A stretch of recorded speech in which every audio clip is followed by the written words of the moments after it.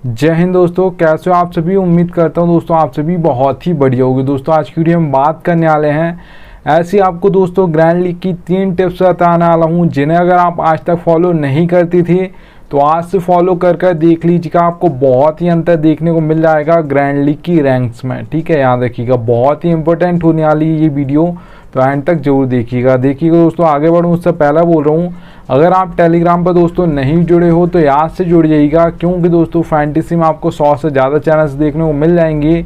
सब आपको प्लेयर्स के स्टेट्स दिखाकर कंफ्यूज कर देंगे। इसे भी रख सकते हो, उससे भी रख सकते हो, पर आपका भाई आपको बिल्कुल भी कंफ्यूज नहीं करेगा। इसलिए याद से टेलीग्राम पर जुड़ जाइएगा, मैं लिंक दे दूंगा, वहाँ से जुड़ सकते हो। ठीक है, याद रखिएगा। चलिए दोस्तों, सबसे जो पहली आपके लिए टिप रही वो ये रही। तो यहाँ पर आप दोस्तों देख पा रहे होगे, ठीक है, प्लेयर्स फॉर्म दोस्तों बड़ा प्लेयर हो या छोटा प्लेयर हो, ठीक है, तो ये याद रखिएगा, बहुत इंपॉर्टेंट होता है किसी भी प्लेयर के लिए प्लेयर्स फॉर्म। ठीक है, याद रखिएगा, आपको लास्ट 5 मैच देखने हैं किसी भी प्लेयर की, आपको पता चल जाएगा प्लेयर फॉर्म में है या नहीं है। अगर कोई प्लेयर फॉर्म में चल रहा है तो याद रखिएगा, लगातार वो कंसिस्टेंसी के साथ एक आध बार तो फ्लॉप हो सकता है, पर 5 मैच से वो 4 बार आपको इतने पॉइंट देगा कि वो ड्रीम टीम में आ जाएगा। ठीक है, याद रखिएगा, अगर हम ड्रीम 11 की बात करते हैं तो। ठीक है, और अगर कोई प्लेयर फॉर्म में नहीं चल रहा है तो वो बड़ा ही प्लेयर क्यों ना हो, ज़्यादातर वो फ्लॉप हो जाएगा। ठीक है, ये याद रखना। जैसे दोस्तों एग्जांपल के लिए मैं आप सभी को बता दूं, भले वो ऑलराउंडर हो, भले वो बैट्समैन हो या बॉलर हो, तीनों के लिए फॉर्म इम्पोर्टेंट होता है किसी प्लेयर के लिए। ठीक है, ऐसा नहीं है किसी बैट्समैन के लिए फॉर्म इम्पोर्टेंट है, बॉलर्स के लिए नहीं है, सभी के लिए इम्पोर्टेंट होता है फॉर्म। अगर किसी बॉलर का फॉर्म चल रहा है तो वो ज़्यादातर आपको विकेट लेकर देगा। ऐसा नहीं कि अगर अपना पूरा कोटा करेगा पर विकेट लेकर नहीं देगा, विकेट भी आपको लेकर देगा अगर किसी का फॉर्म चल रहा है तो। ठीक है, याद रखना। अगर दोस्तों हम एग्जाम्पल के लिए बात करते हैं तो IPL 2022 आपने दोस्तों देखा होगा, वहाँ पे विराट कोहली का IPL 2022 इतना अच्छा नहीं गया था। जबकि अगर आप बात करते हो IPL 2023 के कंपैरिजन में तो IPL 2023 विराट कोहली का अच्छा गया था। ठीक है, इतना याद रखना। अगर दोस्तों एक और एग्जांपल मैं आप सभी को देता हूँ तो यहाँ पर आप देख पा रहोगे कि दोस्तों दिनेश कार्तिक का IPL 2022 और दीपक हुड्डा का IPL 2022 बहुत अच्छा गया था, आप ये मान सकते हो। ठीक है, उनके कंपैरिजन में। पर IPL 2023 के अगर हम इन दोनों प्लेयर्स की बात करते हैं, दिनेश कार्तिक और दीपक हुड्डा की, तो आपने देखा होगा वहाँ पे उनका बिल्कुल भी परफॉर्मेंस नहीं रही है जो उन्होंने 2022 में दी थी। तो यही इम्पोर्टेंट होता है, वही प्लेयर फॉर्म अगर चल रहा होता है तो लगातार परफॉर्मेंस देता है, और वही प्लेयर अगर फॉर्म नहीं चल रहा होता है तो लगातार फ्लॉप हो जाता है। ठीक है, इतना याद रखना। तो लास्ट 5 मैच आपको देखने हैं किसी प्लेयर के जिसे भी आप अपनी टीम में रख रहे हो, आपको पता चल जाएगा प्लेयर फॉर्म में है या नहीं है। ठीक है, याद रखिएगा। चलिए दोस्तों सेकंड टिप की ओर बढ़ूँ उससे पहले बोल रहा हूँ दोस्तों, अगर सबसे बेस्ट एप्लीकेशन जानना चाहते हो फैंटेसी की तो याद रखिएगा दोस्तों, विजन 11 सबसे बेस्ट एप्लीकेशन है फैंटेसी की। यहाँ पर दोस्तों अगर आप खेलोगे तो फ़ायदा क्या होगा वो बता देता हूँ। देखिएगा दोस्तों, मैंने लिख कर रखा है 550 का प्रॉफिट। अब ये होगा कैसा, देखिएगा दोस्तों, ड्रीम 11 पे आपको एक कॉन्टेस्ट देखने को मिलेगा, 5750 रुपये में प्राइस पूल 10,000 है, हेड टू हेड कॉन्टेस्ट है। ठीक है, वही कॉन्टेस्ट आपको विजन 11 पर मिलेगा 5199 रुपये में, प्राइस पूल कितना है 10,000 है।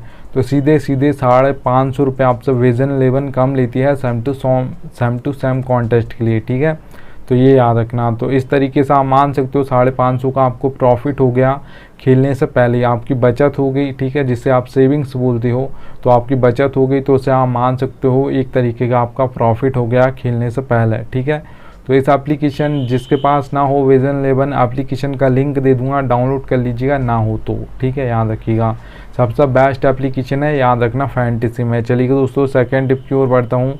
तो यहाँ पर आप दोस्तों देख पा रहे होगे पिच रिपोर्ट दोस्तों बहुत इंपॉर्टेंट होती है आपकी T20 और ODI मैचेस में, क्योंकि यहाँ पे कोई भी यहाँ पर प्लेयर आपका जो कैप्टन होता है टीम का, वो जो भी टॉस जीतेगा दोस्तों वही आपको फील्डिंग फर्स्ट करते हुए दिख जाएगा, मतलब पहले चेज़ करना पसंद करेगा, बॉलिंग फर्स्ट करेगा।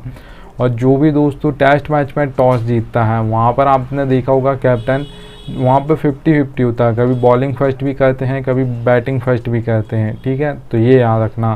तो इसलिए T20 और ODI मैचेस में ज़्यादा इंपॉर्टेंट होती है आपकी पिच रिपोर्ट। तो 3 टाइप्स के दोस्तों आपको पिच रिपोर्ट देखने को मिल जाएगी। बैटिंग फ्रेंडली, बैलेंस पिच देखने को मिल जाएगी, बॉलिंग पिच। अब बैटिंग फ्रेंडली पिच से आपको समझ आ रहा है दोस्तों स्कोर ज़्यादा बनने वाला है, बैट्समैन परफॉर्म करने वाले हैं, आपके बॉलर्स कम विकेट लेंगे, और लेंगे तो कहाँ पर लेंगे, डेथ में और पावर प्ले। मिडिल में बिल्कुल भी विकेट नहीं गिरेंगे पर बहुत ही कम, ठीक है, इतना याद रखना। तो ये याद रखिएगा, सबसे ज़्यादा जो विकेट गिरते हैं बैटिंग फ्रेंडली पिचेस पर वो डेथ में ज़्यादा गिरते हैं। और दोस्तों हम बात करते हैं बैटिंग फ्रेंडली पिचेस पर कितना ज़्यादातर आपको स्कोर देखने को मिल जाएगा। अगर मैं T20I की बात करता हूँ तो यहाँ पर दोस्तों याद रखिएगा बैटिंग फ्रेंडली पिचेस पर आपको 170 से प्लस देखने को मिल जाएगा, 180 हो सकता है, 190, 200 प्लस भी हो सकता है, इतना याद रखना, ठीक है। अगर हम दोस्तों स्टेडियम की बात करते हैं इंडिया में कौन से बैटिंग फ्रेंडली पिचेस हैं, तो 2 आपको नाम बता देता हूँ। एक एम चिन्नास्वामी स्टेडियम है बेंगलुरु का, ठीक है, एक वानखेड़े है मुंबई का। ये दोनों बहुत ही बैटिंग फ्रेंडली पिचेस हैं। यहाँ पर हमेशा आपको 180, 190, 200 प्लस स्कोर ज़्यादातर देखने को मिलता है। अगर दोस्तों हम बात करते हैं बैलेंस पिच की, तो याद रखिएगा बैलेंस पिच पे दोस्तों आपके ऑलराउंडर्स परफॉर्म करते हैं, क्योंकि ऊपर का टॉप ऑर्डर 2 बल्लेबाज आउट होंगे तो 4, 5, 6 नंबर इन बैटिंग ऑर्डर पे दोस्तों ज़्यादातर ऑलराउंडर्स आते हैं सभी टीम से, आपकी IPL हो या इंटरनेशनल हो या कोई दूसरी लीग हो, ठीक है। तो सभी टीम से दोस्तों 4, 5, 6 नंबर पर आपके ऑलराउंडर्स आते हैं। तो ऊपर से 2 प्लेयर फ्लॉप हुए तो 4 नंबर की बैटिंग आ जाती है बैलेंस पिच पे, ठीक है। तो याद रखिएगा, और ज़्यादातर आउट हो जाते हैं बैलेंस पिच पे ओपनर्स, ठीक है।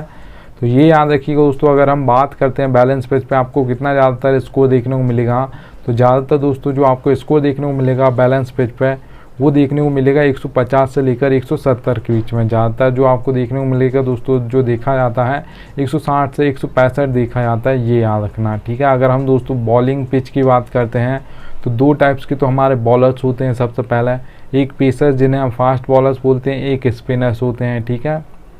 तो जो ज़्यादातर जो विकेट लेते हैं आपके वो फास्ट बॉलर्स लेते हैं, क्योंकि वो पावर प्ले में बॉलिंग करते हैं 2 ओवर और 2 ओवर डेथ में करते हैं, अगर हम T20I की बात करें तो, ठीक है। और सबसे ज़्यादा विकेट कहाँ गिरते हैं, पावर प्ले में, और डेथ में सबसे ही ज़्यादा गिरते हैं। वहीं पर सबसे ज़्यादा हैट्रिक्स भी ली जाती हैं किसी भी बॉलर के द्वारा।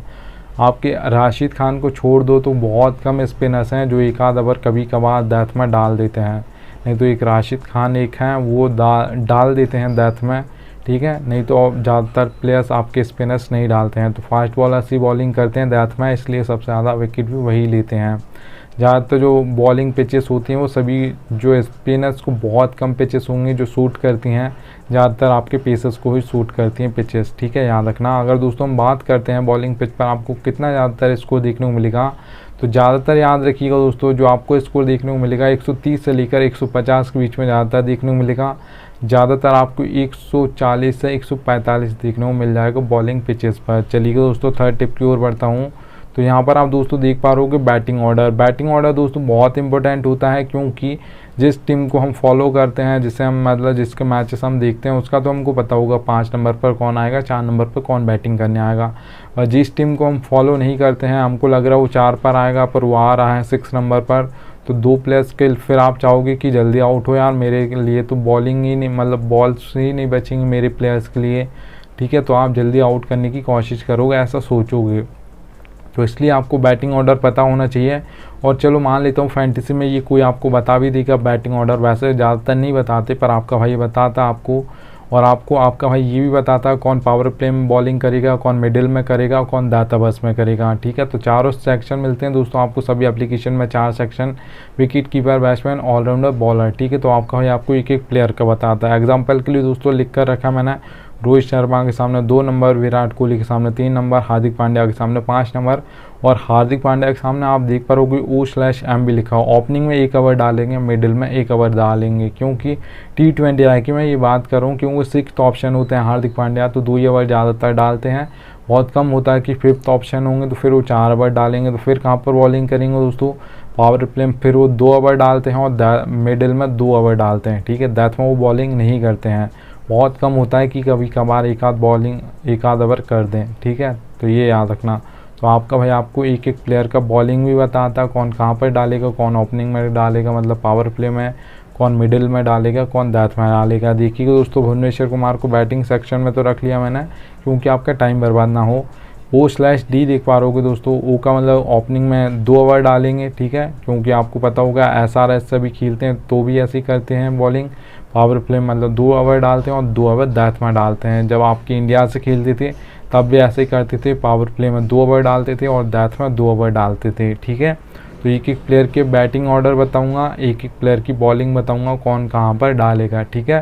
तो ये फैंटेसी में कोई बताता नहीं है, इसलिए याद से टेलीग्राम पर जुड़ जाइएगा। चलिएगा दोस्तों अगली टिप की ओर बढ़ता हूँ। तो देखिएगा दोस्तों, ये आपके लिए बोनस टिप है, ये फैंटेसी की रियलिटी है पर कोई बताता नहीं है, ये याद रखना। देखिएगा दोस्तों, ज़रूरत पड़ेगी आपको, नीड लक लिखा है, ठीक है, ज़रूरत पड़ेगी आपको लक की फैंटेसी क्रिकेट में। अगर आप दोस्तों हेड टू हेड कॉन्टेस्ट खेलते हो तो याद रखिएगा 10% आपका लक चलता है, 90% आपकी नॉलेज चलती है फैंटेसी के हेड टू हेड कॉन्टेस्ट में, ठीक है, याद रखना। क्योंकि वहाँ पर सिर्फ 2 ही मेंबर्स होते हैं, या तो आप जीतोगे या मैं जीतूँगा, हम दोनों खेल रहे हैं तो, ठीक है। तो 10% आपका लक चलेगा और जो मैंने आपको टिप्स बताई उन्हें फॉलो कीजिएगा तो आप head to head contest easily born कर जाओगे, ठीक है। अगर दोस्तों हम बात करते हैं स्मॉल लीग की, जिसमें 3 से 4 मेंबर कॉन्टेस्ट होते हैं ज़्यादातर, और भी होते हैं 75, तो यही होते हैं 3 से 4 मेंबर कॉन्टेस्ट। तो वहाँ पे दोस्तों अब मेंबर्स बढ़ गए हैं तो लक परसेंटेज भी आपका बढ़ जाएगा। यहाँ पर दोस्तों आपका हो जाएगा 20% लक हो जाएगा, 80% नॉलेज हो जाएगी, ठीक है, याद रखना। क्योंकि मेंबर्स बढ़ रहे हैं तो लक भी आपका 20% हो गया। अगर दोस्तों हम मेगा ग्रैंड लीग की बात करते हैं तो वहाँ पर दोस्तों 50-50 होता है। आपको अपना 50% देना है। जिस दिन आपका लक 50% अपना देगा तभी आपकी ग्रैंड लीग में फर्स्ट रैंक आएगी, ठीक है। आपको अपनी मेहनत करनी है कि आपने अपना बेस्ट दिया है, टीम बनाते समय सोच समझ कर बनाया कि आज ऐसा मैच हो सकता है, इसका फॉर्म चल रहा है, इसका फॉर्म नहीं चल रहा है, ऐसे पिच रिपोर्ट है, उस हिसाब से, ठीक है। तो ये याद रखिएगा, फिर आप अपना 50% बेस्ट दोगे उस दिन, जिस दिन आपका 50% अपना लक भी देगा उस दिन आपका दोनों का मिलकर 100% हो जाएगा और आपकी ग्रैंड लीग में फर्स्ट रैंक आ जाएगी, इतना याद रखना, ठीक है। नहीं तो आप 100 टीम बनाओ, 500 टीम बनाओ, फिर भी आपकी ग्रैंड लीग में फर्स्ट रैंक नहीं आएगी। ये रियलिटी है, कोई बताता नहीं है पर आपका भाई आपको बता रहा है, ठीक है, याद रखना। चलिए